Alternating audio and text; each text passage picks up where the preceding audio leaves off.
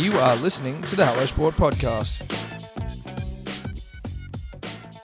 What's up, punters and dribblers? Welcome back to the Hello Sport Podcast, home of unqualified opinion and unwavering bias.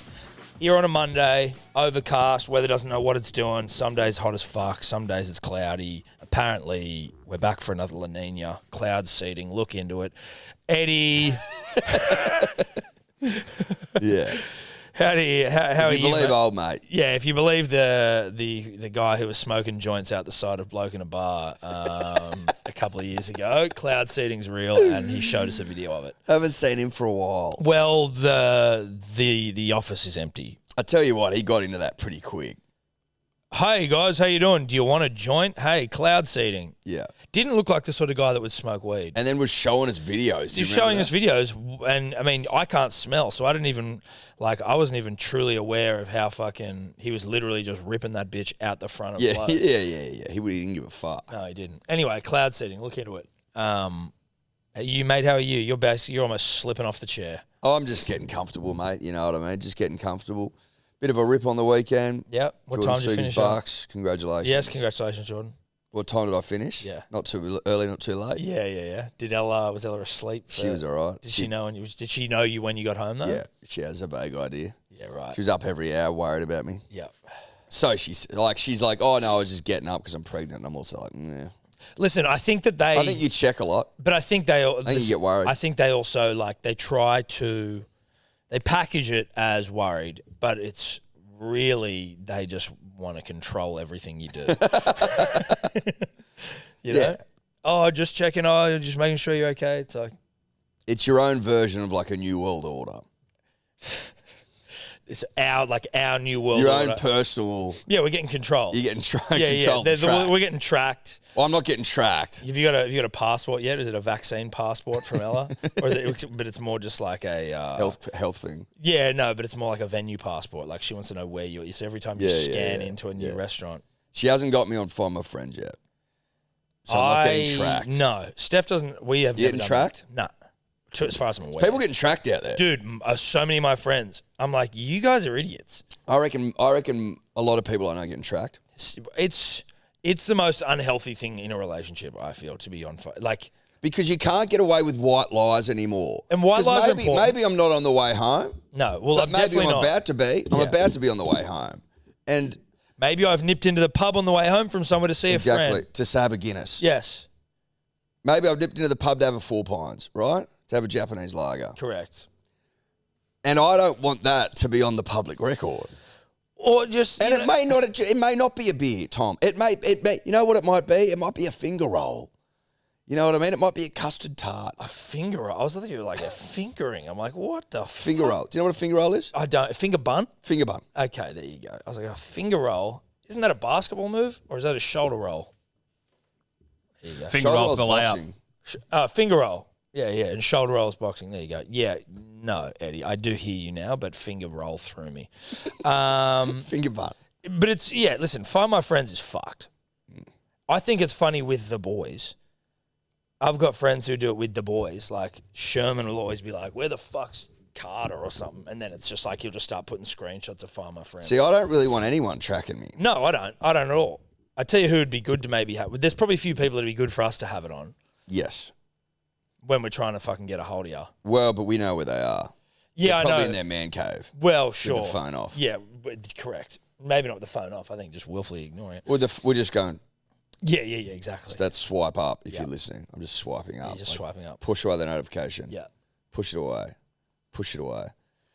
Back to my shapes and my fucking neon sign and my hunting knife. 700 hats and my fucking hunting knife. And my prime energy drinks. Yeah, my prime energy drinks. My little fridge of fucking energy. Yeah. Anyway, so a good night though, a good rip. I had a good night. Everyone was dressed in like tennis gear or some shit. It was like 80s tennis theme or something like that. 90s tennis theme. And I don't know how much. I don't think I'm being too revealing here about the Bucks, but it was one where it was like a Bucks and a Birds. So it was a Bucks, and then when we went on, it was a Bucks at the start, with just guys at the start, and then we went on the boat. There was girls there as well. It was like a combined one. Like when you get fucked up before a house party in high school, and then you go to the actual house party. So pre's was usually single sex. Yes. Pre's are the boys. Well, you're calming your nerves. You're going out to see girls. You're single. Yep. Will I hook up tonight? Yeah. Obviously, that wasn't the concern there for you specifically. No, it wasn't. Then that is that same sort of vibe. Yes, without the concern around the hooking up. In fact, no real consideration for the other sex whatsoever. But that was more my point. I just was interested to know how that Bucks went, because Bucks are usually, and we're off to one this weekend for Josh. Yes, if he were to leave his man cave. But we're off to one this weekend. Yes. And to my knowledge, it's just the Bucks, and I already know from the chat and the energy where it's heading. Mate, it felt more like it was more like a party. Yeah. Than it felt like a Bucks because of that aspect. But didn't bother me one iota. No, I don't mind that. Didn't bother me one iota. I had a great time. I'm actually more nervous for this weekend than I probably would be for. Apparently, rumour has it. Rumour doing the rounds is that someone let off the smoke alarm at 5 a.m. and the hotel had to be evacuated. That's what I'm hearing. I wasn't there then. I don't know who did it. I don't know if it was fucking someone involved, but that's what happened. I'm like, that is so edge. So, could you imagine going down the steps at 5 a.m. because someone's left off your guts? Off your guts. And it's like, I wonder who set off the smoke alarm. Probably that guy. Probably that cross-eyed fuck over there. Yeah, probably the guy punching a dart. Yeah, inside the hotel. So that would have been fucking interesting. What hotel? The W at Woolloomooloo. No, at Darling Harbour. Is there a W at Woolloomooloo? Or am I making that up? Woolloomooloo? What hotels are in Woolloomooloo? I don't know. I don't know what I'm thinking. I don't know what the fuck you're talking about. No, I don't know. W is where the IMAX is. Oh, yeah. The IMAX. Good old IMAX. I've never been there, but I know there's an IMAX. You've never been to the IMAX? No. Have you? When I was little. When I was a kid. Like, when are you fucking going to the IMAX? You never been to the IMAX, bro? No. What's wrong with you, mate? No, I haven't. Then last night got my Trump victory dinner. Oh, your Trump victory dinner. Now, which for context, yeah, people are going to be like, need some. Oi, fucking oi. Oi. Oi. No, there's no political chat here other than I thought that Trump would win. And he did. And I bet Tim, Ella's old man, that Trump would win. He said Kamala. And the loser had to buy the winner. China had to take the winner out to Chinese of their choice. So we went to Lee's Fortuna. Oh, nice. Okay. Any photos on the wall yet? No photos on the wall yet. But did get just rip through the fucking essentials. Spring rolls, dumplings, lamb pancakes, duck pancakes. I didn't know they did the duck. I thought that's why we had the lamb. They do lamb and duck. Huge. You can get both. Obviously, you got that. Obviously, I got sizzling Mongolian lamb, obviously. Mm-hmm. Szechuan chicken. Tim got a fishing. He's always getting fish. Fried rice. Greens. You know the garlic greens? Just a nice little fucking... Was it just the two of you? 4 of us. Me, Ella, Tim, Nick. How was your spirit? Obviously, you were like that. You're celebrating a winning bet, but like... Spirit was okay because I'm like, it's Chinese. I can get up for Chinese, 100%. I did run out of puff. We got there at 6. I ran out of puff by probably 8:30 when we left. I was fucking 2 hours on the tools. That's and MSG shit that's gonna like send you into a coma. I was loving it. Loving it. Bit of Chinese tea, Tom. Oof. Okay. Oof. But the kids. Shout out to Lee. He's elite. Yeah. Elite. Okay, mate. All right. But so you're feeling pretty good today, though. You're in a bit. You weren't late, you know what I mean? But it was just like we're always fucking in and around, sir. But I just the silence. It was 10 past 10. No, it wasn't that late. No, it's completely fine. Yeah. But the silence of the morning, I'm like, I could, and probably because we're so connected now. Yes, like, we are. We scissor, but I'm like, I can feel this kid's hung as fuck today. This kid's he's on struggle street. Kid's a little bit flat. Yeah. Kid's a tiny bit flat. Yesterday was pretty like horizontal. Then I got dragged because Ella was like, I need to leave the house and go a bit stir crazy. I'm like, okay, we can do that. Went to a baby shop, spent a fortune on fucking not much. What'd you get? She got belly oil. Yep. Oil for your belly. Yeah. She got one of them pillows so you can like support the big tum. Yep.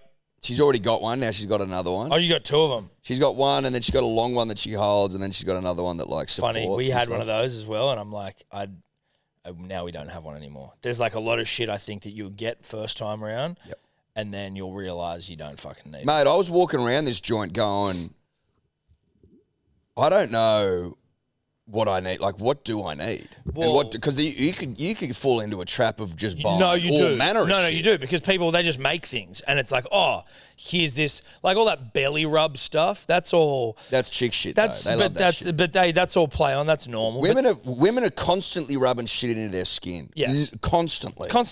And I don't have a problem with it. No, well, I actually respect it. But their skin's quite nice. She, like, if you were to open her fucking thing in the bathroom, she'd have 200 different things in there, I reckon. Yeah. There's and a you good sort chance. of wonder, you're like, is this I'm like, necessary? you're not using all because of this humans stuff. didn't evolve to need lotion. You know what I mean? Like, we didn't need it.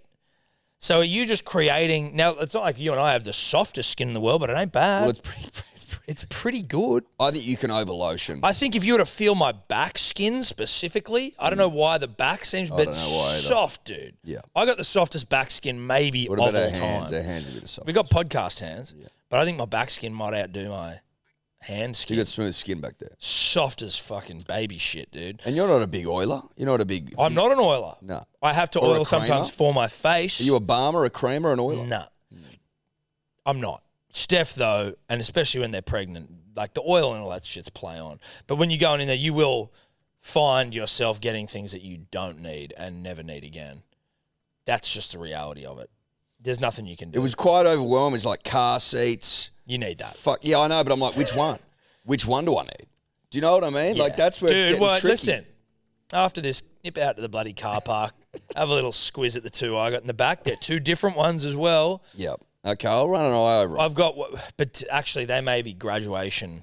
Because what you actually need is a bassinet, right? Yes, 'cause I that's need the one. You need tiny- a bassinet, and then tiny you shit. need a tiny fucking one. It's And a do they just bassinet. clip in and clip out? Is that the idea? I think You buy similar brands, will it do that? Yeah, I think what you do is you have something that's like, you have like a loading dock, or, you know, that you sort of, much like when you used to have the portable home phones and you go sit it in the dock at Yes. the end of Yeah, and a charge there. So I think that's sort of how it works from memory. I can't remember though. I'll be fucking reacquainting myself with it very soon. Okay. But the most important, don't worry about spending shitloads of money on a pram, like as in they're all fucking expensive, but like I've never used anything more. We still have the same pram we had with Evie, and the fucking thing just... You want to be able to have something with a pram. Sorry, punters and dribblers. She was like, I want to have fucking kids. Sorry, dude. Eddie's having one now, so we'll be talking about it. I've been starved of it. I've been fucking starved. This is the trick, all right? And this is a tip for every fucking expecting parent out there who hasn't yet got a pram, and I will stand by this. There are some of those prams where you need two hands to do everything with it.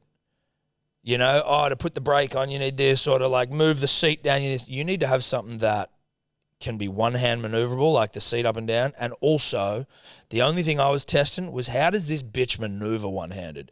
What if I'm on the blower? What if I got a coffee in hand and I need to get around a corner?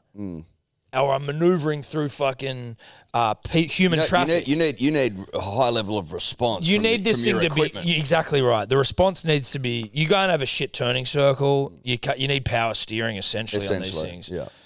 So spend money on that. Spend money on seats, obviously. I think you can get yourself a nice bassinet. But what you should think about the bassinet, punters and dribbles, is one that's it's a convertible. So what's a bassinet? That's like what they sleep in. Okay.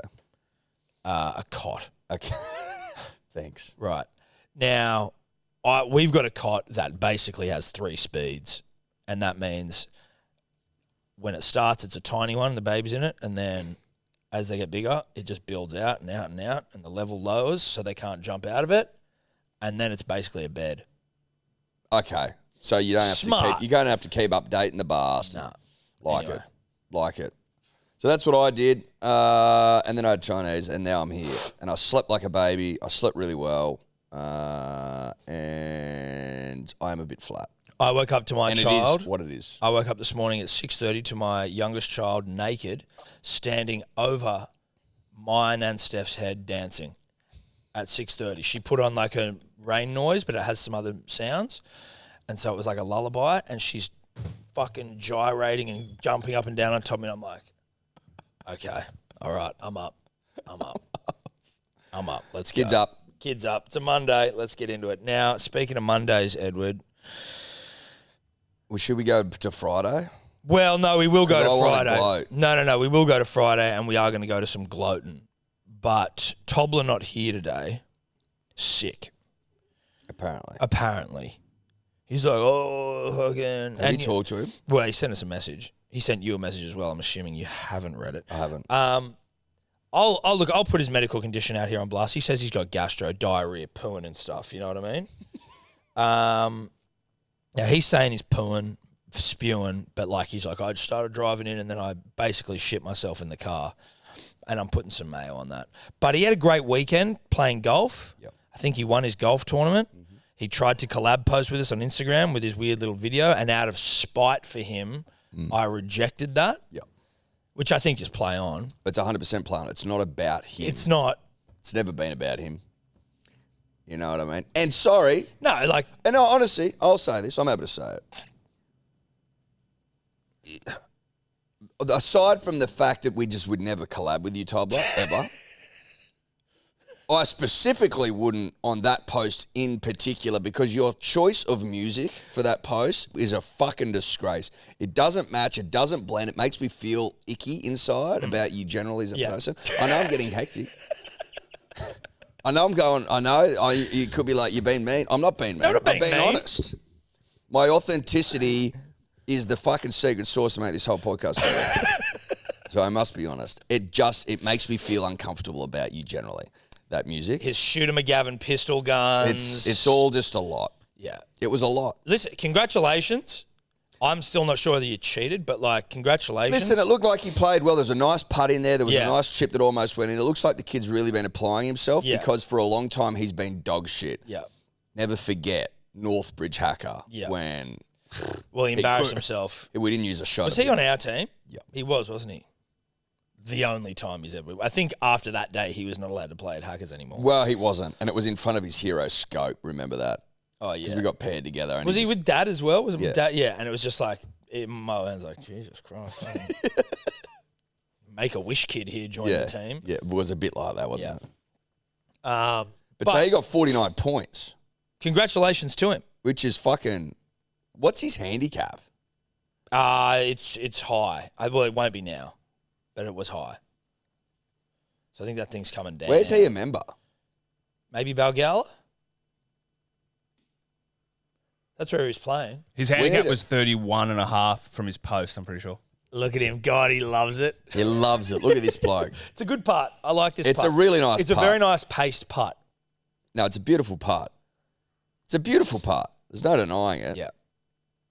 Look, he's loving himself sick. Oh, yeah, look at him. Loving himself sick.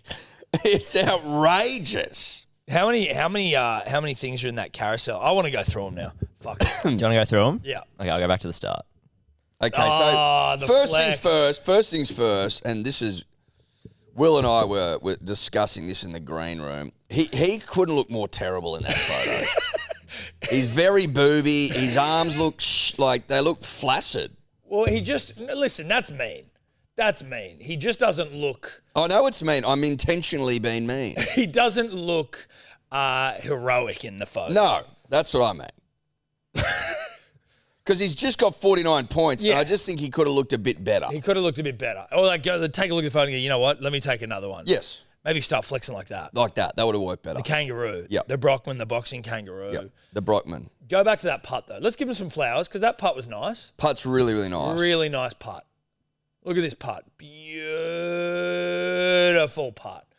And this is where it comes undone. Oh, there you go. Is he also doing the Tiger Woods thing there? You know that Tiger Woods video with the other pro who like rushes to get his ball out the hole? Yeah. Is that what that is? I do. But the ball goes in first. You got to go. You got to go to it. You got to follow the ball. You got to follow the ball. Yeah. That fucking... It's zesty. It's great. It's so good. So this is his scorecard, I think. Well, that's his Stableford points. Yeah.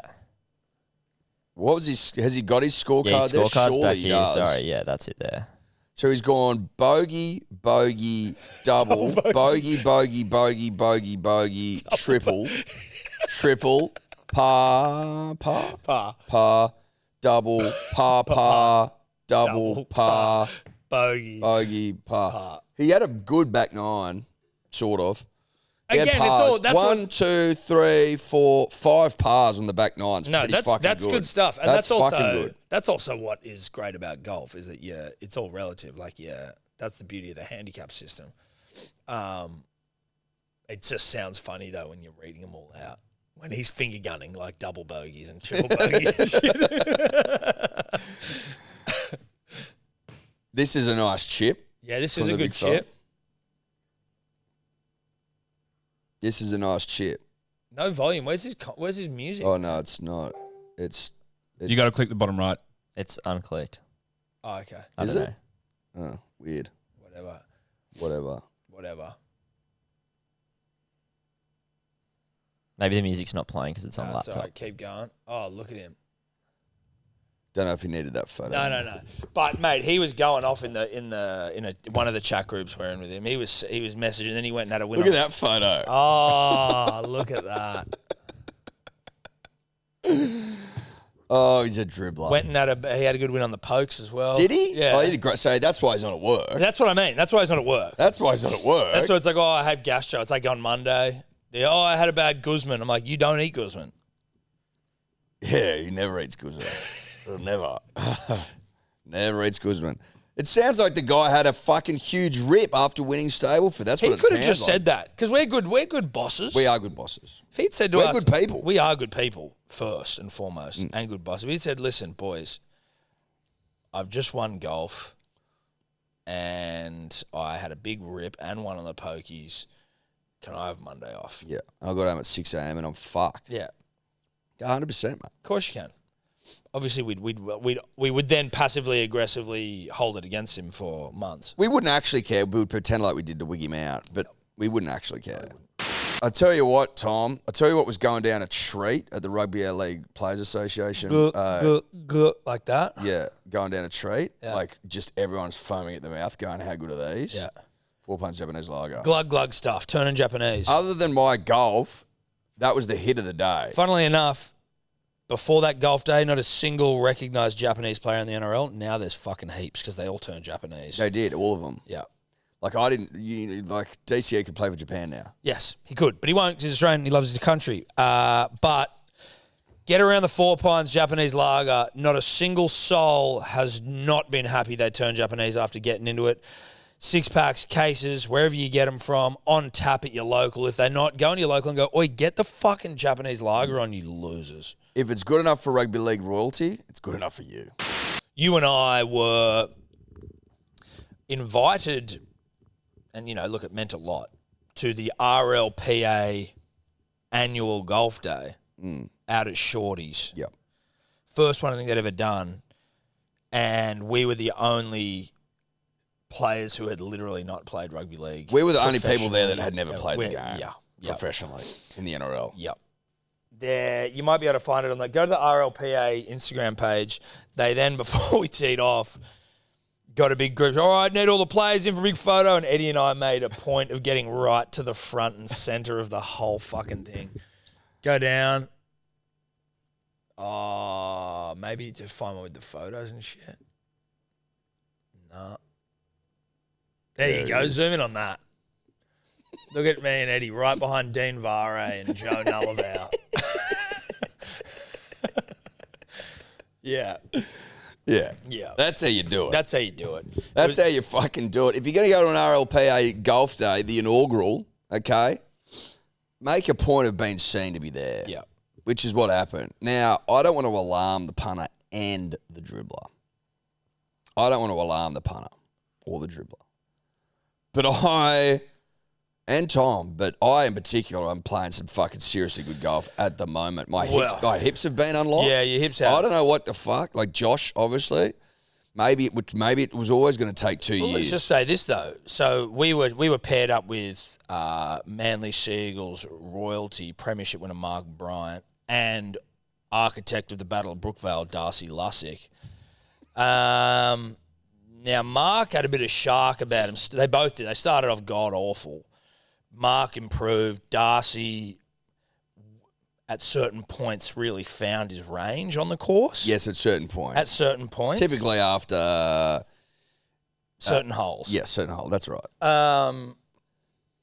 Great to play with those two gentlemen for starters. Great blokes. We pounded them.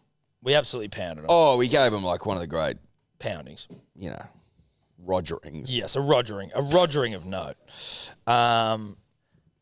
And then we get to the end of the day. Eddie forgot to hand our scorecard, and we might have won the fucking thing. Yeah, but also sort of intentional. Sometimes you just want to. I don't want to win everything. No, I know. It's hard. You don't want to. And we had other things to. There were other competitions afterwards. So after the round, it was great. Shout out to Daly Cherry Evans, close personal friend, Ruben Garrick, Wishy, fucking the Johns boys. Yeah, Brad just Parker, all great close personal friends. Sips. Yeah, Corey Eats. It's Corey Waddell. I should check our scorecard. I reckon we would have gone even, just about. I would have thought so, Eddie. I think we would have won. But there was a nearest to the pin. Everyone gathered around. Cooper's on the mic, talking shit, slinging shit, and it's like, okay. Now we are not just on show in front of Darcy Lussick and Mark Bryant, Manly legends. We're now on show in front of everyone. And everyone hit. Yes, everyone hit. And It's you probably- called up individually. Your name is like called up and you got to go and hit. Oh, and Cooper's doing a bit of a fucking song and dance about everyone that goes up. Bit of a there's roast. So there's pressure. Yeah. This is on the 18th hole, right in front of the clubhouse, nearest to the pin challenge. You've got players. Listen, rugby league players have that much free time. If you aren't a fucking 5 handicap, then you're wasting your time. And most of them are. They're all very good. They're all very generally speaking. Yes. Except Brett Parker. Except Brett Parker and Jack Johns. And Mark Bryant and Darcy Lussick. But you get up there where, everyone's having their shots. People are getting close, sort of close. Eddie gets up, bang. Because it's the top 5 that go through to the second round. Well, Eddie's immediately, undeniably top 5 straight away. Straight away. Just setting the tone.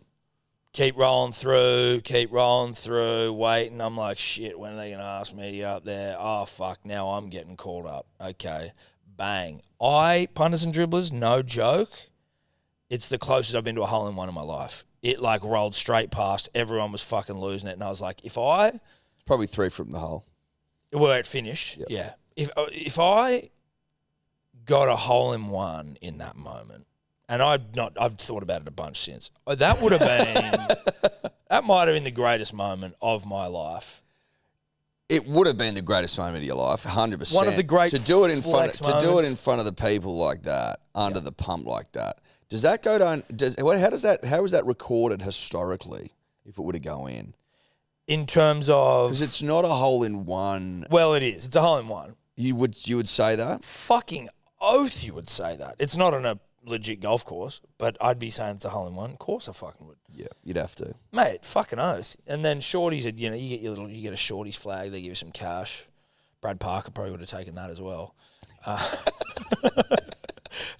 Yeah. But so listen, He was pretty quick to the uptick. We'll get to yeah, that. we'll get to that. But shock horror, punters and dribblers, your boys, Sis, your two boys, Tom and Eddie in the top 5 for nearest to the pin and into the finals. Against Ruben Garrick, Scratchy. he's off fucking +1 or something. Dylan Farrell, probably not a scratchy, but Can play. can play. Can't remember. I can't remember who else was in there. Was Wishy in there? Don't think so. Maybe. Good kid, Wishy. One of the greats. Good kid. Great. Big fan of Tyron. Yeah. That, again, also on the public. Was Corey Waddell out there? I don't know, dude. I think it might have been Corey. Anyway, take it from here, Ed. So we get up, we stand up there. I think Ruben led us into battle. He's got a good shot. He's now the man to beat Ruben. He's on the green and he's close-ish.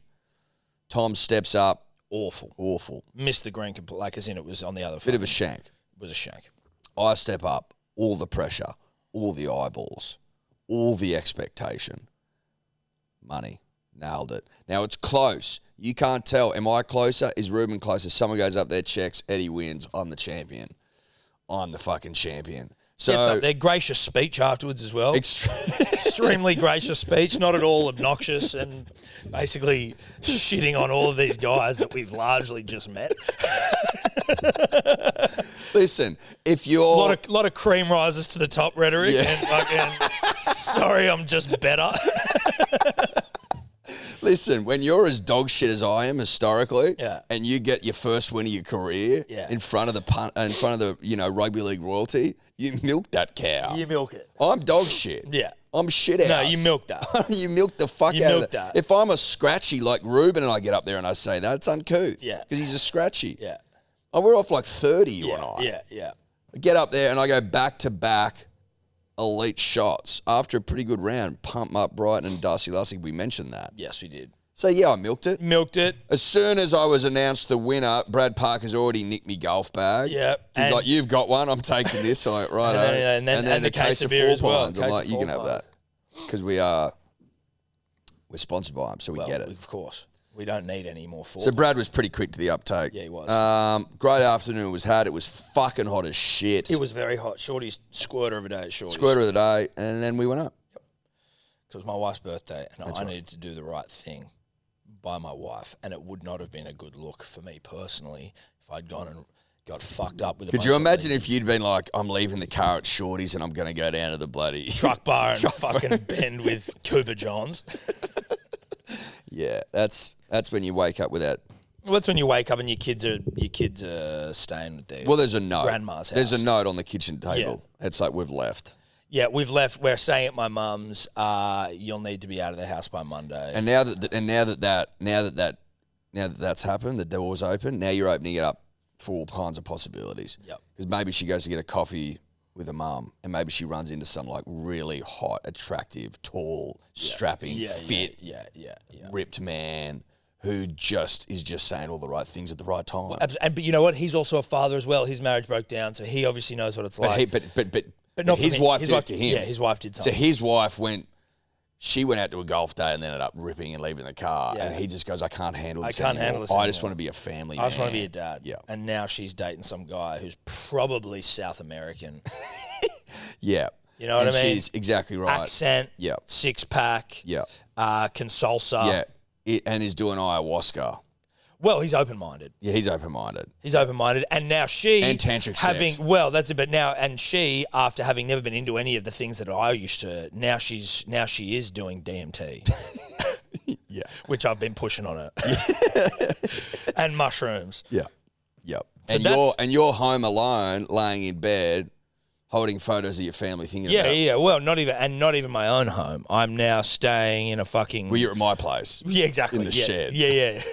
I'm out the back. I set a swag up out the back in your car park, and keep telling you I'll be out soon. Just getting back on my feet. Yeah, and you've jimmied up a bit of cover. Yeah. Well, like a tarp, just so that I can collect water if I need it, because I don't want to come inside and annoy you guys.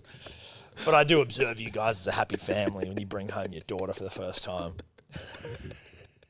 Yeah, I'm there. Yeah, at the back. Yeah, and you keep coming out and going, mate, you're going to have to go It's soon. got to go. You're Mate, freaking out. Ella's starting Ella's to wig starting out, to get mate. pissed off, dude. Yeah. Yeah, like she caught you fucking masturbating. What? I didn't think she was home. She came home, she forgot something, and you were hammering yourself in the back carport.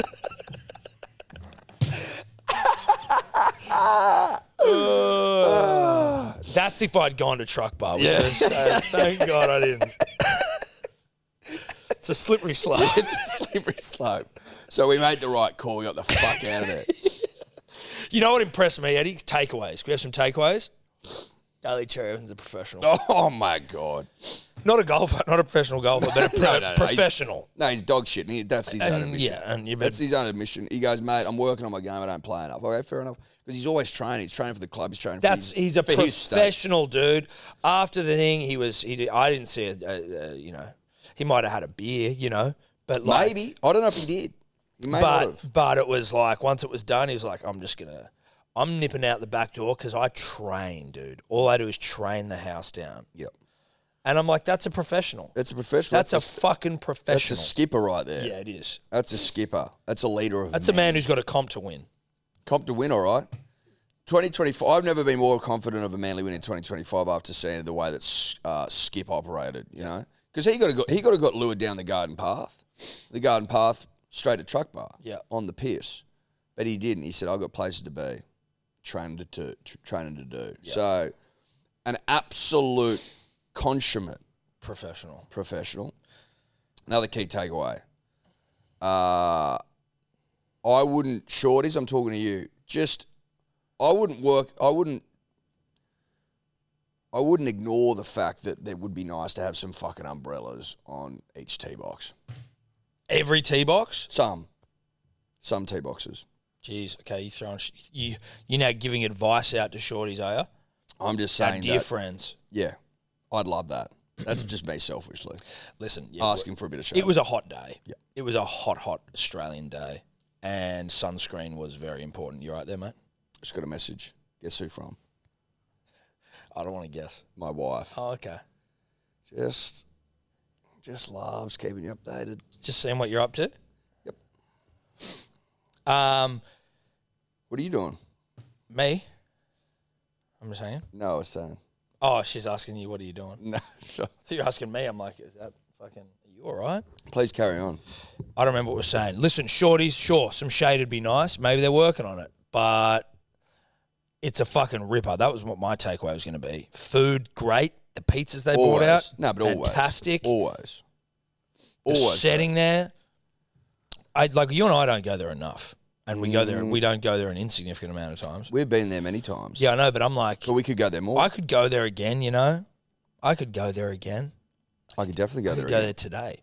But no, it was a good day. It was a good day. And we put the rugby league world on notice because we fucking dominated them.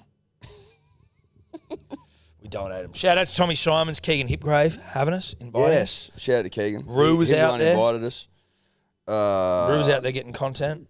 Clint, thanks for having us. Clint, oh, of course, the great and powerful Clint Newton, RLPA chairman. Is that the boss? Head honch? I don't know what his term is. Well, he's the honch. He wouldn't be a chairman. RLPA head honcho. Yep. Yep. Rue was out there. Kat was out there. Anyway. And we were there. Did you watch the Wallabies game? I didn't watch it at 2 a.m. No, I didn't know. I watched the half an hour replay. Okay. Did you know the result when you watched it? Yes. Unfortunate. It was impossible to ignore. It was everywhere. Yeah, I didn't. Well, it's all anyone was. I got 50 fucking messages. Dude, I woke up to people. my rugby union skewed chat group, had 450 messages in the morning because they all, the psychos they are, got up and watched it. Of course they did. Which I respect. But I woke up, saw 400 messages and just went, who knows how this has gone because... Obvious. I think it was obvious. No, dude, because that could have been like an awful game where they're like, fuck this, fuck. Oh, like really? It's stream of conscious, like it's a chat, you know, like... And I was skimming through the early stages of it and I was like, okay, they're commenting on literally everything here. Like, that was a shit scrum penalty. I'm like, right, this, of course... So they're up and at it. Yep. But, dude, that game was... That was a great game of rugby union. Great game. Phenomenal. Great fucking game. Down to the wire. Again, when I was sitting there, I didn't know the result. It was like 9 a.m. And I was a little bit annoyed. I was just like, well, fuck, we've managed to lose this one. And so you didn't know? No, I didn't know, dude. I didn't know. I just put my phone down and I watched it. And then I literally, my mouth my jaw hit the floor when we scored that final try. So John Ingate... He put that in punters and dribblers with the Titanic music. Yeah, he was very proud of himself. Yeah, I know. Very proud. He DM'd us going, got a post fucking pumping in the P's. And I'm like, I can't find it. He's like, I've tagged you. Like he was he needed to know that I'd seen it, which I did. Well, but you know, he didn't make that. He just shared a post. I know that. Right, so he's just shared a post. I know, but he was very proud of himself. No, I know, because he DM'd us. And he messaged me personally. Yeah, that's what I mean. He must have. Whereas Sherman's post actually got traction in there, no disrespect to Johnny. Was his Wallabies alive and well? Yeah. Now, the last try was fucking unbelievable. Yes, it was. It was. It was great, right? It was a phenomenal win. Suoliti, fantastic. I'm trying to collect my thoughts here. I thought it was a great game. I thought Suoliti was good, but then some of my rugby friends were like... Someone like a rating came out and they were like... Didn't he get man of the match? Yeah, which that's a bit much. I don't think he should have got man of the match. But every time he touched the ball, basically, he did something. The commentators were even remarking, it's like he actually didn't get tackled for like the first 15 minutes of the game. Like anytime he touched, they couldn't put him down. He had quick hands. His little pass over the top was nice. Passes. He was getting the kickoffs. He was batting back like it was a bloody short dropout in rugby league. He was just, and again, you forget he's 21. He's 21 years old. He's a boy. And it's his first professional rugby union game. He left Kings. Imagine that, going, my last game of rugby union was at Kings, and now I'm fucking playing at For the Wallabies at Twickenham.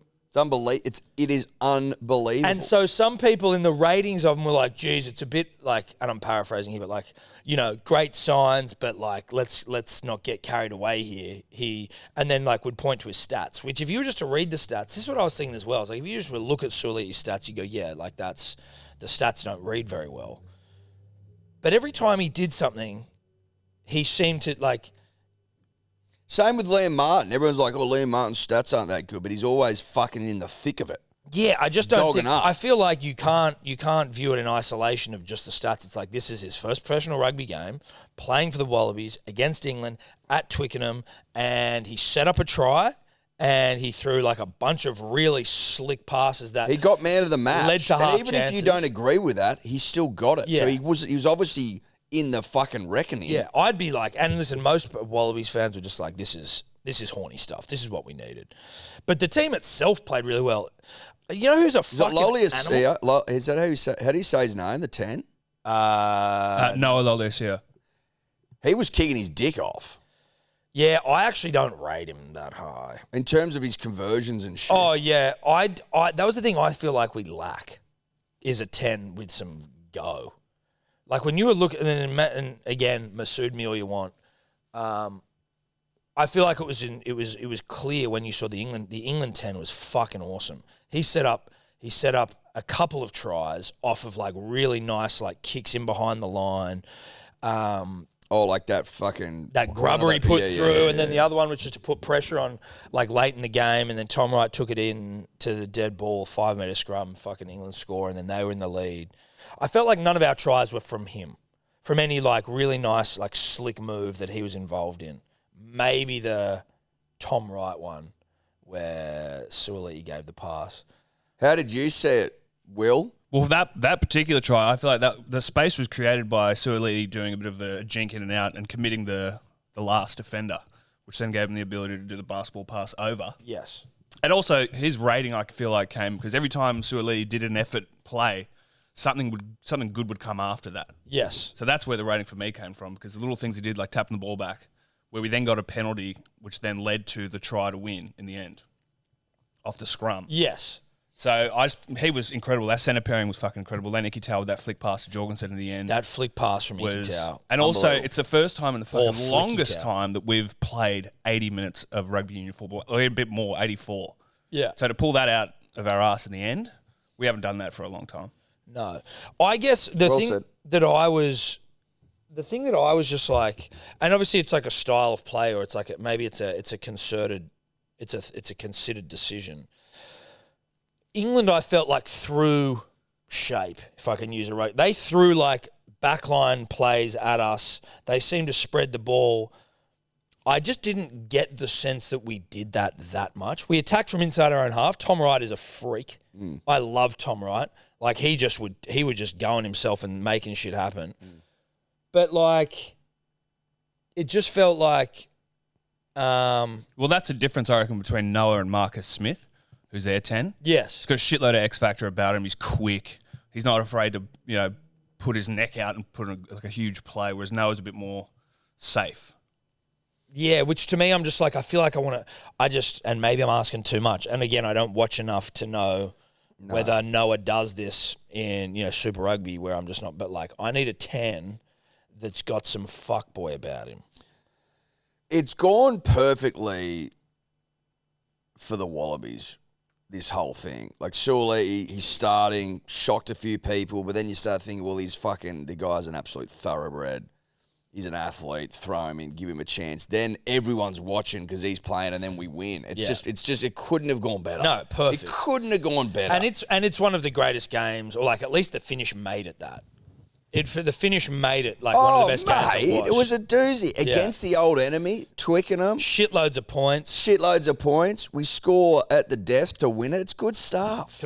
That's what we needed. But are we shocked? Is anyone here shocked that Suaalii ripped? That a league was required? We've been talking about this for fucking 10 years. Yeah, you got to have one at least. You got to have a minimum of one leaguey. A minimum of. Tom Wright also a leaguey. Tom Wright, Manly boy. That's right. So 2's good. Yeah. 3'd be better. Well, we need, a Nath at 10. 4'd be great. Imagine getting a Nath at 10. Or, again, one of my mates was saying, because, Nathan a bit older, established, but going after like someone like Isaiah Katoa. Get them young. Get them real young. I don't mind that. I don't mind that idea. Is that, yeah. Either way, look, just based off what I know enough about rugby union, but like I don't watch it. I've obviously we've all lost a little bit of touch. I don't know if there's some like animal 10s coming through that we're sort of waiting for to mature. To mature? Yeah. I don't know either, mate. All I know is that rugby union, the Wallabies in particular, are going better when they got leagueies in the side. That's bro. all I know. It was good though. That's God, all I know. love it when the Wallabies are good. Yeah, I do love it. Slight critique, Eddie. Yep. Not of the Wallabies either. I love them. Oh, just quickly, actually, I want to suck a couple of Wallabies off. Yep. Angus Bellwill, is that his name? Yep. Yeah, the loose head prop. He was just a nightmare, dude. He with was his footwork. so good, dude. He's great. Dude, but just running hard. Rob Valentini, the 6. And John Eales medal winner, I believe. Thoroughbred. I also like that Jeremy Williams, the second rower. He scored a try in the corner. Yeah, 5. Yeah. I just like, for some reason, there was just something about his name I liked and like his build. I was like, yep. And obviously he scored a good try. You like Jeremy's? I don't know, dude. Was his last name Williams? Yep. I think I like the Williams in a second row. It reminds me of like Ali Williams for some reason. It feels right to have a second row with the last name Williams. Okay. And that makes no sense. No, I get it. Nick Frost is also a handful. I respect that. Yeah. It just felt, Who the fuck was the Peach guy on the wing? I'd never heard of him before. Dylan Peach. Yeah, have you ever heard of that guy? No. I mean, he didn't really get much opportunity. He had a couple of touches of the ball that were And then he got injured, and then Jorgensen came on and scored the try of tries. But I'd never heard of Peach in my life. He was a 7s player. Okay. The final moment of the game, Eddie. Do we have that try? Oh, are you talking about the commentary? Yep. Now, I don't want to be mean here, but a part of it was, I'm not being mean really, they weren't there. And you can tell because old mate who's, pause it. I want to try and predict what you're going to say. He is not aware that it's a guaranteed try. Yep. And so he only gets excited at the fucking end. When it's so late. I'm also sorry. I refuse to believe that Gordon Bray isn't a better option. Or just available. Is Gordon retired? I don't know. Because this guy voice sucks. No, don't be mean. I don't want to be mean. There, I said it.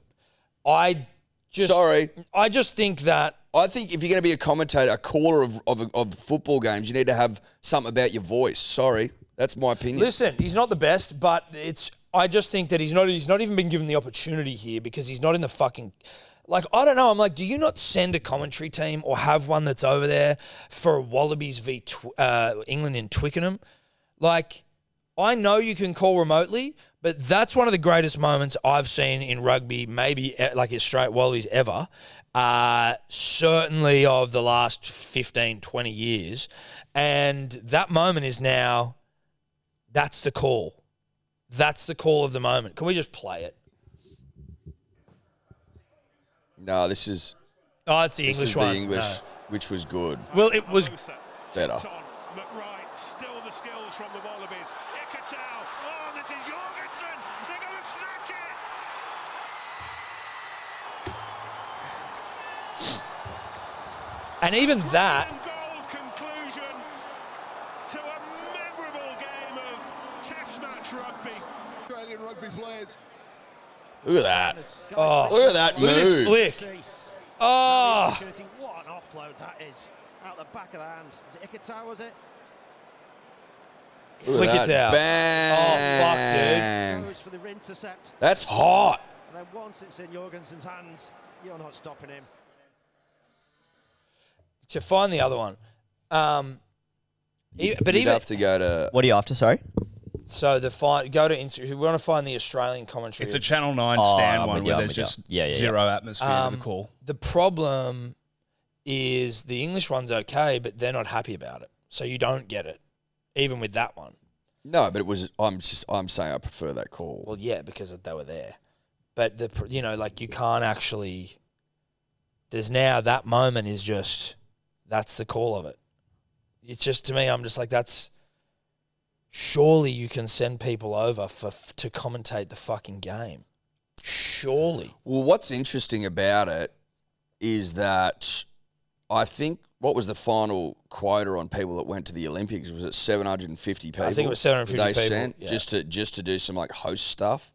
Basically, if you'd ever met anyone from fucking Channel 9, you were invited. Yeah. And then they couldn't send a commentary team to do the game. That's what I find strange. Yeah. And maybe we're being negative. No, but that's the thing. It's like the game was amazing. That was an amazing game of rugby union, one of the best I've seen, and one of the best I can remember watching, and with one of the best finishes you've ever seen. And it had a nice sprinkling of rugby league narrative, but everyone played well. Everyone it was a great 80-minute, 84 and a bit minute performance, and it loses something because of a couple of factors there.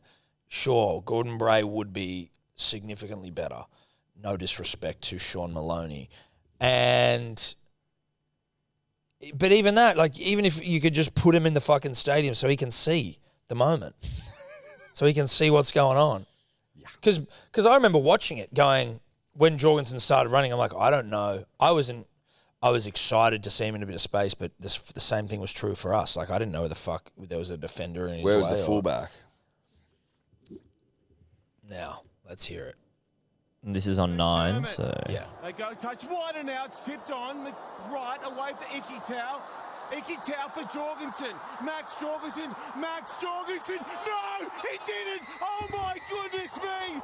He doesn't get excited until Max Jorgensen is in the air, diving over the It's line. one of the greatest moments in Wallabies history, and it belongs to Jorgensen. They have stunned England. Gord Suoli looks good in that Wallabies jersey. Yeah, he does. Grand Slam game. So, listen, that's the only turn to negative town, but that's a hell of a moment. Now, off the back of one win that we snatched at the death, do we dream of our first Grand Slam in 40 years? Yes, we do. Of course we do. Well, who was that? I mean, we got to still. So, who are we playing? Scotland, Wales, Well, and then it's Ireland. actually it's 8 Grand Slams. It's all the home nations, which is Scotland, Wales, Ireland. So we do play Ireland. I thought sometimes you didn't play. One no, of them? it changes a lot, but this is an actual home nation Okay, Grand so this is Slam. actually a potential Grand Slam. So Wales we can beat. Grand Slam if we win. It's the home nations. Wales we can beat. We We beat. play this weekend. Should beat Wales. That's a Monday. That's Monday at fucking 3 a.m. Wales are in big trouble. Huge. Then Scotland, I don't know how good they are. I think they're going okay. Ireland's Ireland the beat big New Zealand. Ireland. 13-12, maybe. No, New Zealand won 23-13. Yeah, no, New Zealand What won. was I watching then? Maybe it was still running. Yeah, that's probably it. That's what it was. New Zealand won though. But Ireland, who won the Six Nations? Was it France? Yeah, France. I'm pretty sure. All Northern Hemisphere teams lost on the weekend, sucked in, except for whoever beat Japan, who's a Northern Hemisphere team. France. Let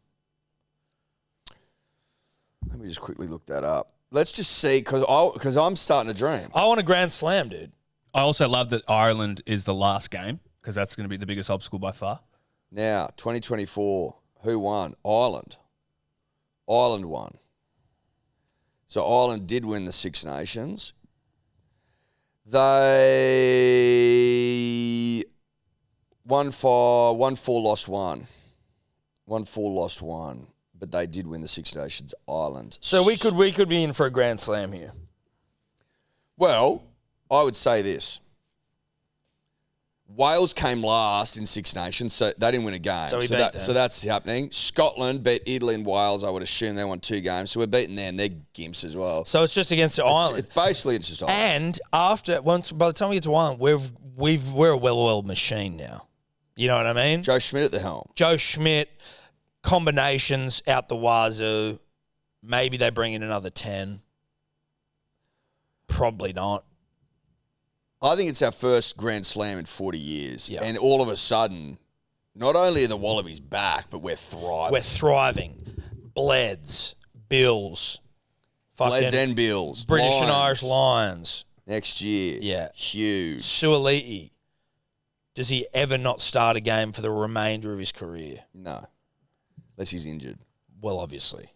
We don't want to put that out there into the universe. No, but he's young and fit and hot, so he'll be fine.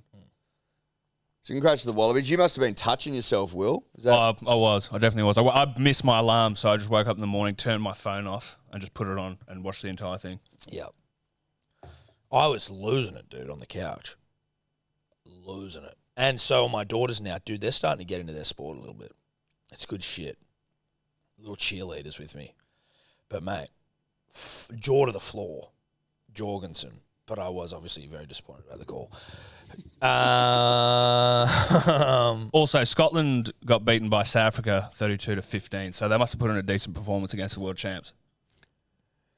Yeah, but if they played the Wallabies, you know what I'm saying? Different kettle of fish. And you just want to shout out our good friends at Ned's, #1 punting platform of all time.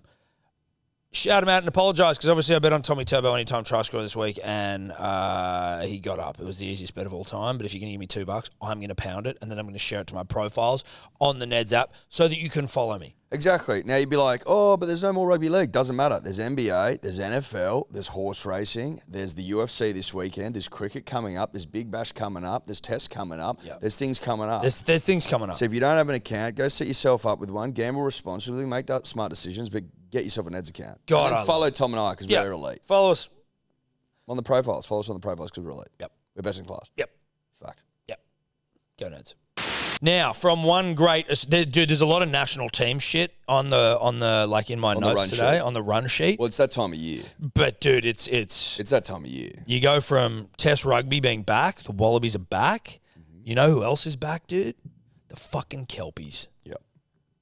Kelpies, bruh. The Kelpies. Now, if you don't know who the Kelpies are, keep the fuck up. Yeah. It's the men's netball team who are friends of the show. They are. And who are finally getting the recognition that they deserve. But they do, they're still fighting for the recognition. But they're starting to get some. But they're starting to get some, the Kelpies. Now, part of this, the Kelpies, the first time the Kelpies came across yours and my desk, Edward, was the Fast Five. Yep. Which is, I think, a bit of a like T20ification of men's netball. Mm-hmm. I don't think that you want to talk about equality, mate. I don't think there's any equality in the netball business. I think the Kelpies are a second tier sort of, like, no one seems to respect the men's netball. Mate, I don't even think that they're recognised by the International Netball Association. Whatever. It's like INA. Yeah, the International Netball Association, run by tyrant women who don't seem to give a fuck about men's netball. Yeah. And I'm here to tell you. The tide is turning. The tide is turning, and led into battle by the Kelpies, Australia's own. Now, one of the things I think that gets everyone's attention, Eddie, is their stirring pre-match performances. Yes, and stirring they are. Have we got the Kelpies? This article's quite good there from James Dampney. Forget the Harker or the Sippy Tower, which I agree with. Australian men's netball has just produced a pre-match routine to match them all. Can we play it? Okay. Sound, please. Fucking hell. For those just listening, they are very fucking energetically out there doing an NSYNC routine. Oh, yeah, dude. I love it. Oh, fuck yeah, dude.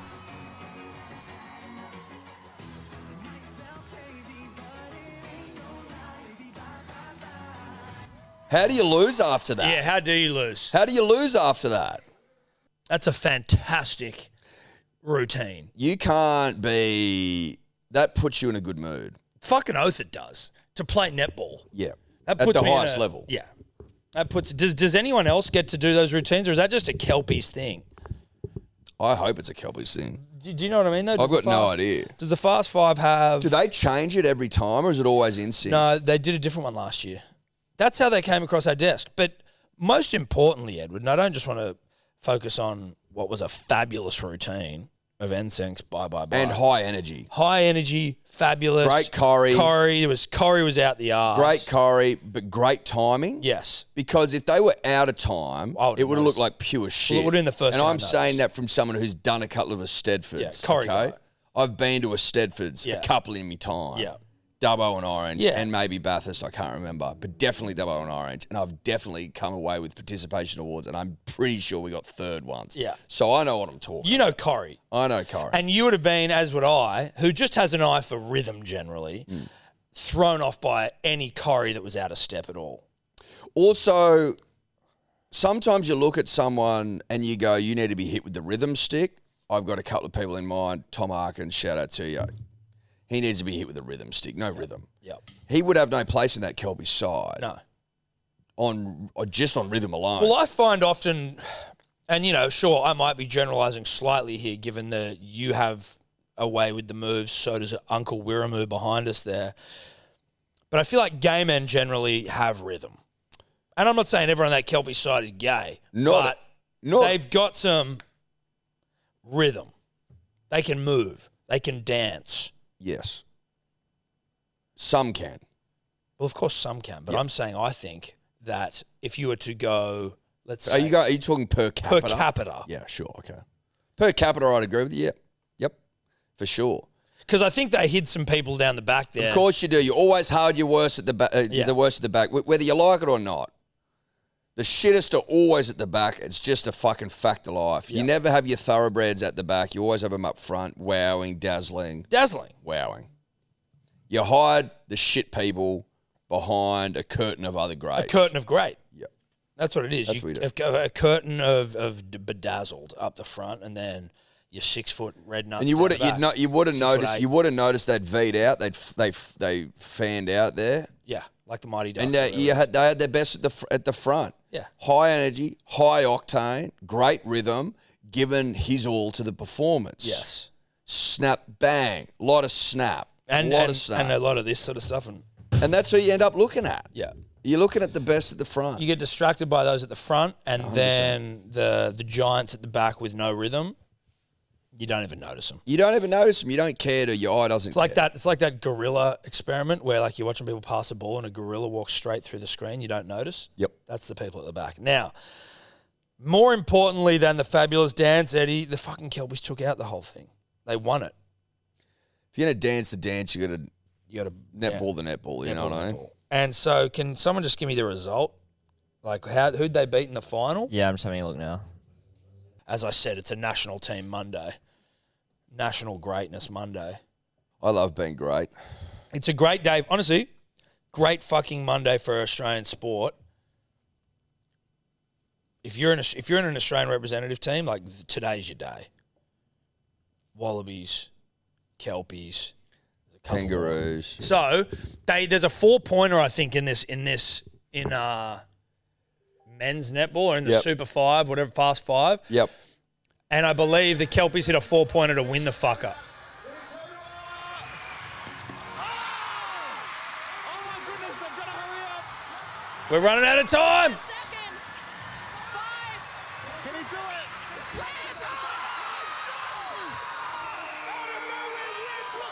Oh, to beat New Zealand as well. Fuck New Zealand. Yeah. Look at the lads.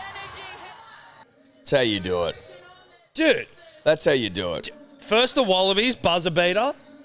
Now the Kelpies. Buzzer beater. Back-to-back buzzer beaters. Huge. I love that from the Kelpies against the defending champions. Who is New Zealand? Who we don't like At the moment. With a 4-pointer at the death to seal it. Swished that motherfucker. Swished that motherfucker.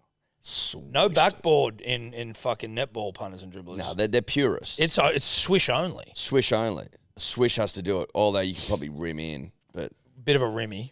you could probably rimmy in, but there's no backboard, which is cheating. Listen, rimmying much more difficult in terms of pulling off the rimmy. A netball rimmy? A Way netball harder. rimmy, a Kelpies rimmy. Yeah, Because there's a lot to contend with. that's right. The stiffness of the rim, or the tautness of the rim. That's right. And the balls, get in the way, bouncing off. But if you just Yeah, swish it that straight thing. in there, You could go straight to the doot. yeah.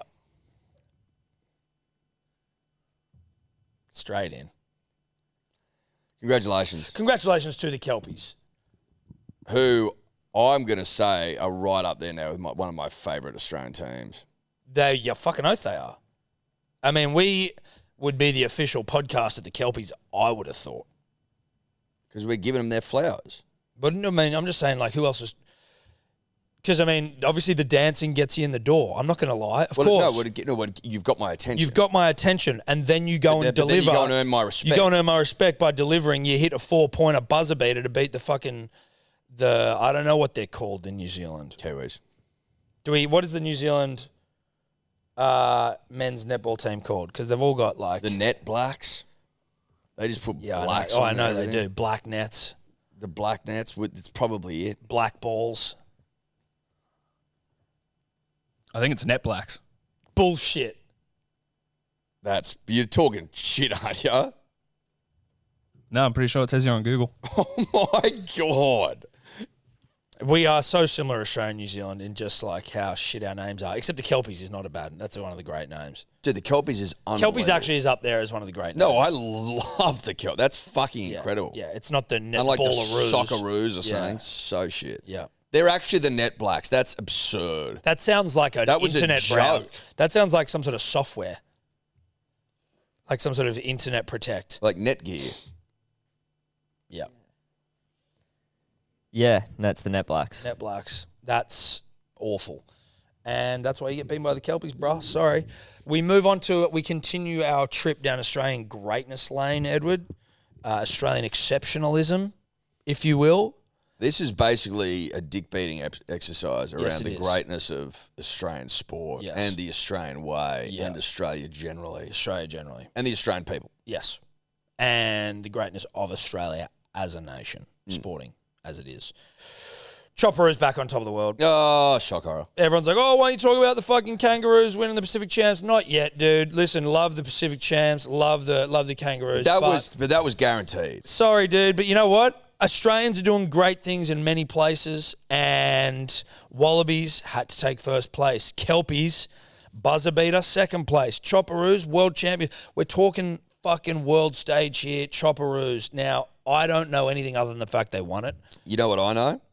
No one cuts wood better than us. No. Chops wood, Ed. Chops You don't wood. cut wood, you You chop. chop it. You're right. Like all these Nordic, nations. cool, dude. We got Viking blood and we can chop wood. Grow and a beard, fuck live all in a this cold shit. climate. Canadians, we Shut put up. overalls on and we chop wood. No, You don't do shit. you're shit. Yeah. Now, have we got? Did Felix share something Chopperoos related in that WhatsApp? Cody, you can bring up. Yep. Oh, and we beat the Yanks, dude. Oh yeah. I'm like a timber guy. 350 million Yanks. And Up the against Chopperoos- what? 24, but, 25? But we're the greatest wood chopping nation to ever live. Of all time, yeah. It's not even close. Now- Is old mate still chopping at the highest Mark Chopperoo, whatever his name was. What was his name? The Tassie bloke. Oh, so they're cutting here. So it's all part of it. You got to cut and chop. Chop and cut. Can we get some volume here? Look at Look at that. that. Look at the tum on that motherfucker. Bang. Get this up, you brah. Look at this cunt. Oh. Fuck yes. Oh, yeah. Bang. Keep chopping, you loser. Loser. Oh, look at this bastard. Dude, I would love to go Look to at some that. wood chopping. Bang, bang, bang. Oh, get him, son. This is like a relay. I love this, dude. This is mad. Oh. Good luck trying to beat the Chopperoos. Yes! Their fifth consecutive world championship. Their fifth. You can't out-chop it. I wouldn't mind watching that again. Yeah, let's do it. So start with a chainsaw. Look at the precision. Jeez, that's good cutting. Straight into this guy on the. This guy's log elite. chop, Look at the tum on him. in Bang. between the legs. The Yanks can't compete with a tum. We're strong fat, whereas America is just fat. Look at this bloke. Boos. That's a serious fucking... Look at that. Hat backwards. Look at the Nikes he's got on. Look at the chopping boots. Oh, chopping boots. Look at this guy. Bang. Fucking get that up, yeah.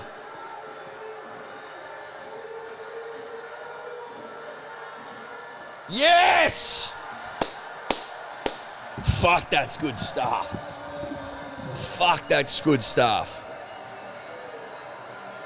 Where did this take place? You know what that's off the back of? The Easter show, the Dubbo show, Yeah, like shows. Showies, dude. France.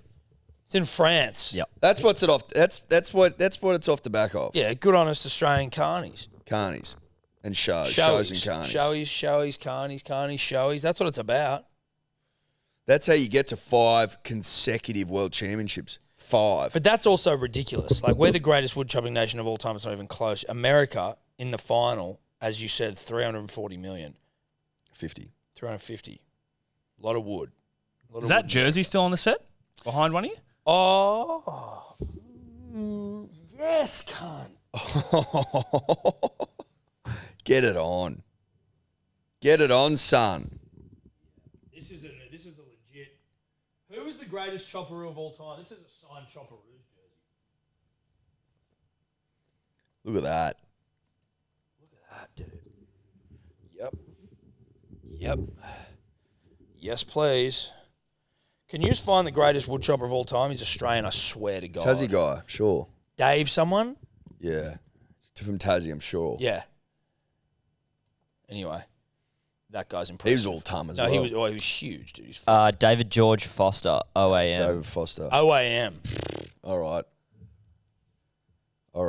Yeah. Makes sense, though. Of course it does. OAM, this Australian knighthood. Yeah. Love that. Well done, boys. Well done to the Chopperoos. And then obviously now we come on to Pacific Champs, Ed. Listen. Tonga were valiant. Valiant. Gallant. Valium. They were valiant. 2016, I believe. The final score, was it? 2014? 2014. Yeah. Near enough's not good enough. Mate, they were up 4-0, I think, to start. And then Tommy Turbo and Tommy Dearden came to town. 2 Tommies. Bang, bang. Yeah. You got Tommy Turbo. Congratulations. Shout out to Neds. Obviously, just dear, close, personal friends. And if you follow my profile, then you would have been able to come along with me. But you probably, I don't know if you did or you didn't. Tommy Turbo paying $2. If I feel like as a rule of thumb, if Tom Trebojevic is paying anything over $1.99, you need to jump on and you need to throw the metaphorical responsible bat at it. And I did. I was sitting there at home. Last rugby league game of the year. My last chance to bet on rugby league in 2024 outside of the game that followed directly after, which I also bet on.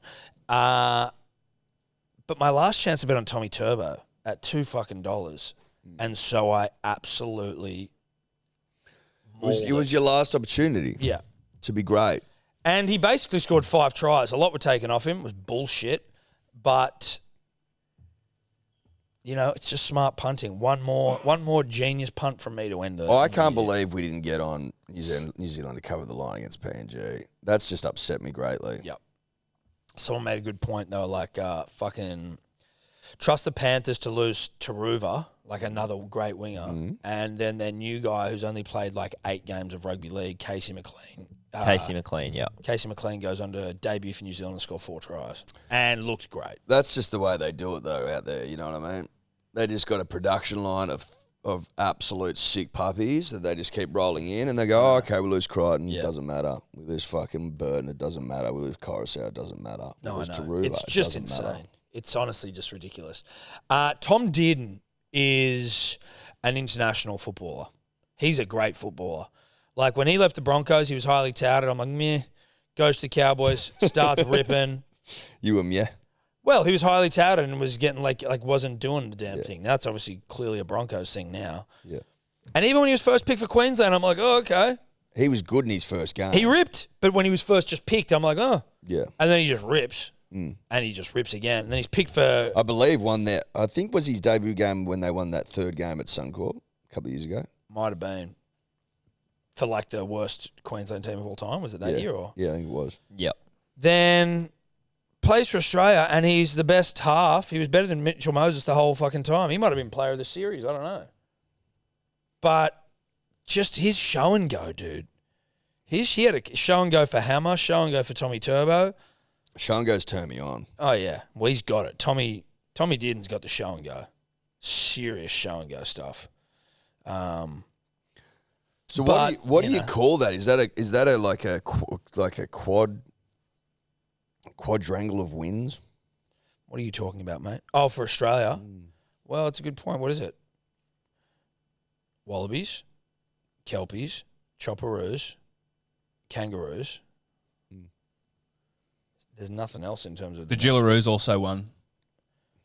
The Gillaroos also won. Forgive me, Gillaroos. So it's what's 5-sided shape? Very sexist of me not to have the Gillaroos in there. I apologise. Is that a Pentagon. queen triple? A pentagon. That's a 5-sided shape, but I imagine that winning something 5 times would be like a quint something. I think it's a quintuple. Quintuple? So is it the quintessential... So why do we go away from shapes at that point? I suppose because a quad's not a square, is it? Yeah, okay. Is this making sense to anyone? Look, I'm trying to work it out, but it was a 5. It's a quintuple of wins. Yeah, 5 wins. 5 good wins from the national teams. I'd just say 5 instead of quint. Well, I don't know exactly how to make anything sound good from Quincy Jones. RIP. Just died the other day. Did he? Yep. 91. Fuck, that's a good knock Yeah, it is. for big quints. Yep. Quints paste. Yep.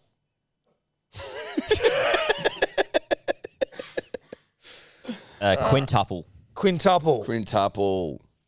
Sounds like Tupperware. No, it doesn't. But yeah, look, a gangbang of Australian wins. Yeah, Bukaki of wins. Okay. Yep. We've got a lady in the office now, mate. This goes out to women as well, this podcast. That's a great point. Yeah, that's not the worst. It's not the worst point you make, Edward. Anyway, that's Australian greatness. Soak it up, drink it in. Yeah. Doesn't happen all the time. No, it doesn't. Rub it in. Oh, God. Test squad announced, McSweeney opening the batting. Obviously we're friends with him now on Instagram, so I'm very pro McSweeney. I feel like we saw this coming. We saw it coming, all right. Well, everyone did. But You and I did. Well, you and I fucking saw it. We saw it ages ago. We were never on Constas. No. We saw McSweeney. We saw McSweeney. From a mile away. And then his Australia A performances spoke for themselves, Tom. No one surprising in that squad from memory outside of McSweeney opening. Well, of course not. No, but, like, they named the squad, don't they? May as well just get it up, shouldn't I? Oh, you get the squad up. I tell you what, we fucking suck at one days at the moment. We suck at one days. He's going on TikTok, mate, when you're supposed to be getting up the squad. Instagram, scrolling through it to get the fucking squad, dickhead. Pat Cummins, Scott Bowen, Alex Carey, Josh Hazelwood, Travis Head, Josh Inglis, Usman Khawaja, Marnus Labuschagne, Nathan Lyon, Mitchell Marsh, Nathan McSweeney, Steve Smith, Mitchell Stark. So Inglis in there as what? A reserve, And Scotty Boland. Scotty Bowen, yep. So that's it. Not really surprising except for McSweeney, but even that's not really surprising. Well, that's not surprising at all. But I have heard people fucking not happy about it. Why? because he's not opener. He's not an opener in Shield, and he averages 38. We've gone through everyone's fucking averages. I think we did that last Thursday. No, I know we have, but he's not an opener paired with the fact that his average isn't, So, like, some people are like, what's the point of having Marcus Harris and Bancroft, mainly Marcus Harris, around the squad, touring there, and everywhere, only for when a spot comes up to go, hey, here's this guy, this What does Marcus Harris average? Not great, dude. I don't think it's great. We've fucking done it.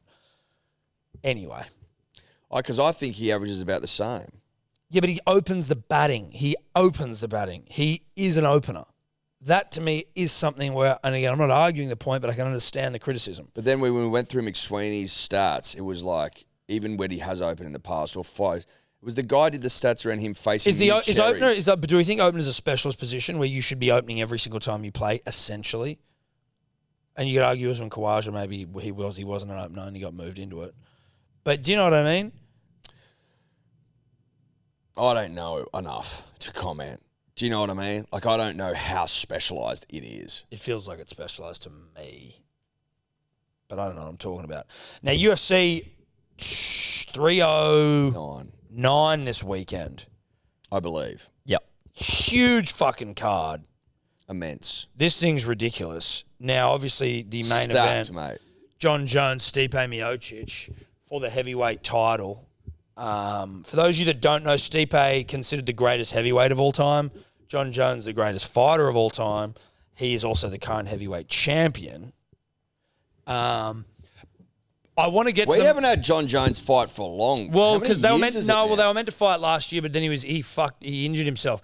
Before we get to the main card, can we go to the Fight Pass prelims? I want to see who's on the early prelims. Because this is where it really gets started. Go all the way down to the bottom. You just never know who you're going to see on the Fight Pass prelims in terms of like next big things. It's always good to go on and watch. Couple of gals to kick it off. Mickey Gall's on there. Mickey Gall was the guy that fought CM Punk. Remember that WWF wrestler? Yes. And Mickey Gall just fucked him up. That was such a random time in the UFC when CM Punk came across. Yeah, it was. Did he only fight once, CM Punk? Or I can't remember. But anyway, Mickey Gall fucked him up. Marcin Tybura.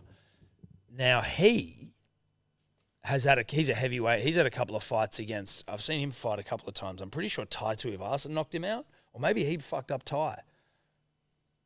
Either way, he's up against. How would you pronounce that? Jonata Diniz. Brazilian. Now the early prelims get off the ground at 10 a.m. local time. Yeah, not local time. 10 a.m. Australian time. Sydney time. Daylight time. So that'd be 9 a.m. Queensland time. Correct.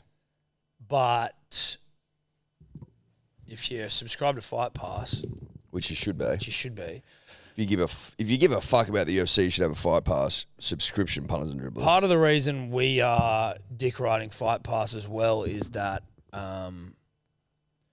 like you can go back that they're obviously the library of fights, Edward, where we can go back and watch every fight ever. Well, yeah, but if it's like, oh, okay, well, we've got this card coming up. I want to go see Stipe's last 3 fights. Yep. Or I want to go and see John Jones's fights. Like, I want to refresh myself. Yep. With, some of the stuff they've done in the past. Let's just scroll up. I want to see now. We've got the prelims. Jim Miller. Do you know how many fucking fights Jim Miller's had, dude, in the UFC? He debuted in, 2008. He's got the most fights. He's got the most wins. He's got, Jim Miller does. Yeah, he's fought at UFC 100, 200, and 300. Get fucked. Yeah. Jim Miller, Damon Jackson. Chris Weidman fighting against Eric Anders. That'll be a good fight. Okay. Now, main card me up. Buttercup. Mauricio Ruffy, James Lontop. They like to start these main cards with a bang. So I'd be hoping for a fucking big old KO in that one. Bo Nickel. Bo Nickel is one of the more highly touted up-and-comers. Yeah. Paul Craig. I love the spelling, B-O. It's very simple. It's very American. Very American. Oliveira Chandler. Huge. Huge. Chandler almost knocked out Oliveira in their last fight, which was for the title. That'll be a doozy. Yeah. And then John Jones Stipe, fucking hooked that to my veins. I know. John Jones, obviously, is he undefeated? Yeah. And then there's the no contest. There's a no contest because of 12 to 6 elbows, which has now been outlawed as a thing. Yeah. So, as in, you can do them. you can do them. Yeah. So he's never lost. Stipe's the dude. How crazy about this in heavyweight? The most title defenses is 3. That's it. That's it. That's the most. 3. 3. That's nothing. It's nothing, eh? In UFC history. So this would be his first defense, John Jones, because he won it off Cyril. Yep. Yep. Now, punters and dribblers, that fight again. That is this Sunday. We'll be in the Gold Coast, Edward, or you'll be back. I'll be back. I don't know where I'll be, but you can obviously watch all of that. You can get it on main event, but if you want to get the early prelims, Fight Pass are doing a deal where you can get 6 weeks for the price of 4. You can also get the annual subscription, which just means you've got it at your disposal, and you're obviously going to receive a discount there. But go check out Fight Pass if you haven't already.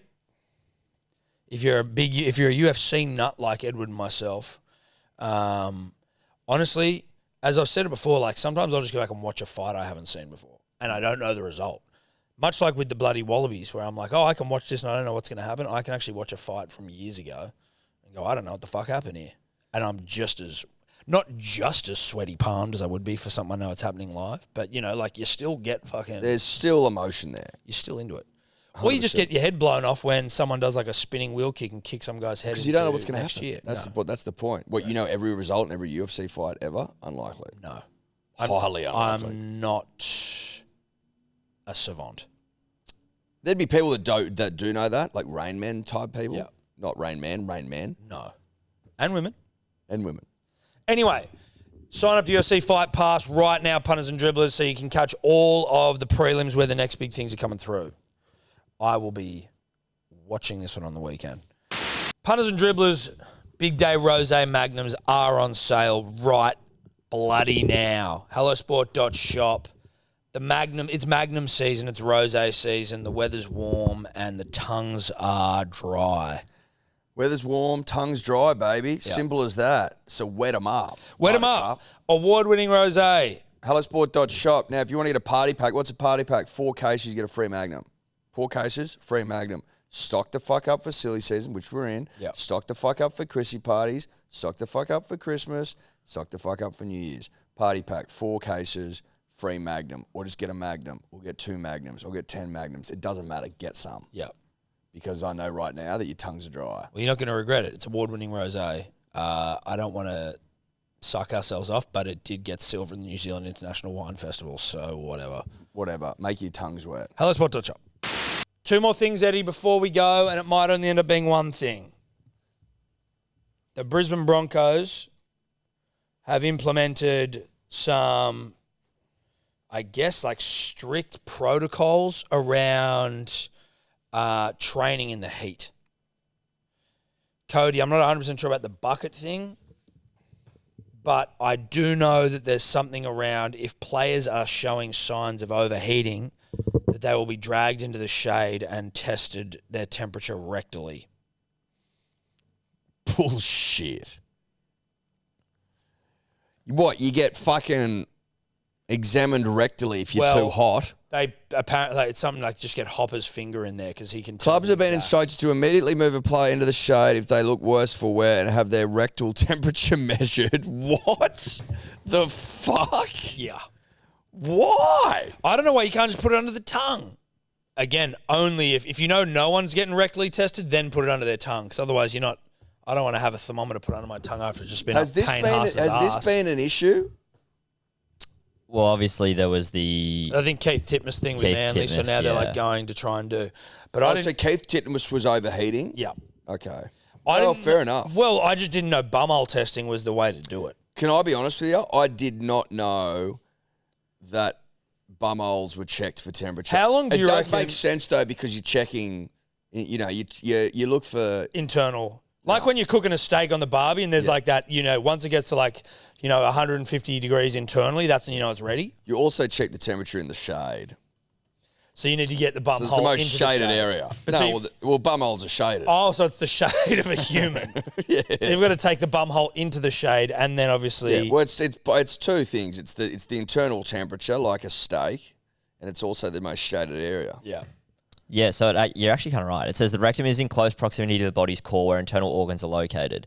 Basically, it provides a more accurate reflection of the body's core Well, you're going temperature. internal for the internal temperature. You're going internal. Yeah, It's that the makes easiest way sense. to do it. Can you just get me, how big is a rectal thermometer? Is it the same as any other one? Do you have the beep, beep, beep, beep, it's ready to go? Or is it like quite a long one, like And a probe? can you pick your own size? Yeah, I want something a bit thicker, please. Yeah. Have you got a thicker thermometer? That one, I want to feel it. No, I want something that looks like a dilly. Yes. Yeah, exactly. Just Maybe that one. Yeah, a big like a vase, a big glass vase. Yeah. Is this 8 inches? This. Yeah. If not, I'm not interested. If not, I'm not doing it. Just leave me, Doc. leave Yeah. me. Leave me. Let the heat have its way with me. Because you're certainly not So coming like to the table. you've just googled rectal thermometer, which I get, but like maybe like how big's a rectal thermometer? Like, Oh, sorry, I thought you wanted an image. well, yeah, but like I want to see how big one is. That was one. That was one, but that was just a thermometer. I'm asking, is there like a long one? How deep in me do you need to go to get my core temperature? Yes. So basically, yeah. How deep do you need to go? Yeah. This Do I is need about to have half my an legs inch to behind 1 my inch. head? Yeah. Yeah, what position do you need me in? Do you get me in stirrups? That's a request. Can I be in stirrups? Doc, I need to be in stirrups and 8 inches. That's what I need. Tell it to me straight, Doc. Do I need stirrups and an 8-inch fucking thing? No, dude. We'll just use a little. No, it's fine. No, it's okay. Don't hold back. Okay, so there's nothing really special. Yeah, I can't find an exact size, but there's one. It said it goes in about an inch. I can take that. I'll be honest You with you. can take an inch. Yeah, I can take an inch. I'll be honest with you. I, until today, had no idea that temperature was measured rectally. No idea. Well, it's not exclusively measured rectally. I've never measured a temperature from an anus. And I do have children where maybe that would have been something that's needed to be done. It's been under the armpit, under the tongue. Anus has never been something where That's it's what like, I'm saying. I'm 33. I've never heard of that in my life. But also, you'd want to have a thermometer dedicated just to butthole. Like you don't want to be. Are they cleaning that? Is everyone's bumhole getting done with the same one? Or do you have your own? I'd say that they're cleaning it. I'd like to think they're cleaning it. I reckon they'd have a bit of plastic over it. You reckon they clean it? Well, if you have a bit Or of do you just plastic clean it over at the end of the day? clean it at the end of the day. Save money. Huh? Yeah, they could just tarp up. You reckon they put a dummy on it? I don't think so. So you think they're just jamming it in? I think so, yeah. Raw Otherwise, dogging? you're not going to get an accurate... Well, they might lube it up, I don't know, but you're not going to get an accurate... You reckon there's a trainer and they're spitting on Payne Haas's asshole? And I think there's a bloke spitting on it or sucking on it and putting it Do you in. have a spit guy? Or just a guy that puts it in his mouth, lubes it up a bit. Oh, yeah, right. Like when you're trying to pump up a footy. Yeah. yeah, exactly. Exactly. Are we shocked this is coming out of fucking Red Hill? No, we're not shocked. After the bloody off-season they've had. Yeah, and also Madge known to work players into the ground. Yeah, to the point of near exhaustion. Yeah, as part of this article, I was talking to Tom earlier, there's like photos of like buckets on the exercise bikes and stuff, and apparently they're all around training. Buckets for what? Vomiting. Right. Yeah. And it says like the title of the article is like the NRL is concerned, but I don't know what that means. Like there's They're no, probably, yeah, right. Well, they just don't, they're about madging a team. yeah. Yeah, right, okay. And it gets hot up there. It's hot. Really hot. But they got and a they pretty- were dog shit last year, so they need an Madge extra is work. going to madge the shit. Yeah. They're in for one of the great madgings of all time. Of all time. So I can understand the NRL concern. They're probably like, hey, listen, dude, I get it, but it's really hot where you are. So, like, don't fuck it up.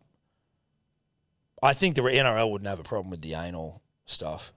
It's just more the, like, spewing and, running them ragged. Well, I just don't think they'd want them overheating. No. Now, the final thing, Eddie, this is more your opinions, your thoughts. Nick Politis, NRL Supremo Nick Politis. Yeah. He's concerned that a draft is nothing more than rugby league communism. Is that what he called it? Yeah. Rugby league communism. Yeah. Hammer and sickle sort of stuff. Yeah, right.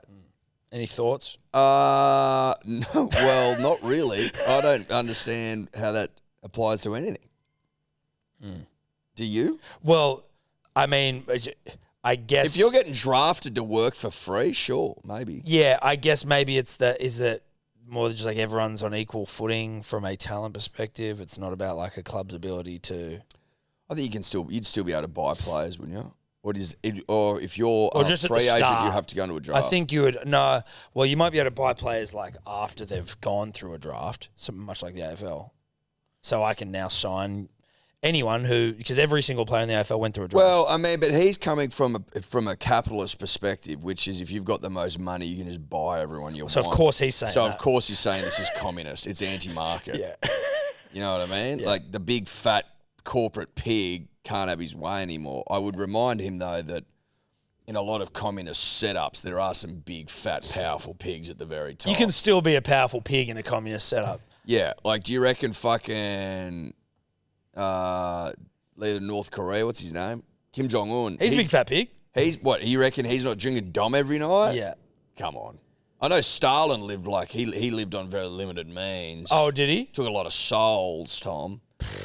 Collected souls for a living. Yeah. But he lived in like a ducker and a very like humble ducker. So what? He was But like Kim Jong-un, he big fat pig sort of bloke. Yeah, you know what I mean? Xi Jinping. I don't know what sort of setup he has. You don't know Probably what Xi palatial. Jinping's doing? Probably palatial, I'd say. Yeah, right. If I had to guess. So Mao? what I'm Was Mao saying, communist? Mao was. Now what I'm saying to Politis is that Kim Jong Politis. you could Kim Jong the setup. Yeah. You know what I mean? Yeah, you could. You could Kim Jong the setup. Like Roosters get the first call and then there's a draft. Find a way. Or you pay off people. Life finds a way. Yeah. Okay. Well, there you go. That's all. I just want to get your thoughts, mate. Thanks, mate. So basically, former directors of the Tigers have been banned from like Tigers venues. Yeah. It's sort of an I've said it a million times, and I'll say it a million times again until I'm blue in the face. The merger must end. It makes no sense. burn them. Burn the bow main arm. Sorry, it's over. Bring back Wests. Bring back West. Go up to Campbelltown. Make your peace out there. Go Manly. Well, we Manly win the comp. Yeah. Again, don't want to go over it. Don't want to rake over old coals. Go Manly. Manly wins the comp. Go Manly. That's rugby league done for the year. Good year. We love them. We love our years at rugby league seasons, don't we, Ed? Yep. Starting in Vegas, finishing here on the couch. Fuck, that's a long trip, isn't it? Yeah, I know. That's long. Yeah. That's long. Yeah. And big. Yeah. Long year. Long year. Vegas was long. My skin's still just recovering. All right. That's us. Boy. Ciao. Could you two just not talk anymore?